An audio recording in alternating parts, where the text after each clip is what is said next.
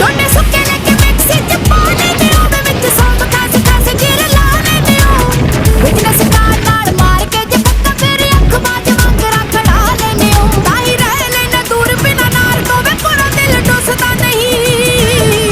ਇੰਨਾ ਬਿਜੀ ਦੱਸ ਕਿੱਥੇ ਰਹਿਣਾ ਚੋਪਰਾ ਜੋ ਹਾਲ ਚਾਲ ਪੁੱਛਦਾ ਨਹੀਂ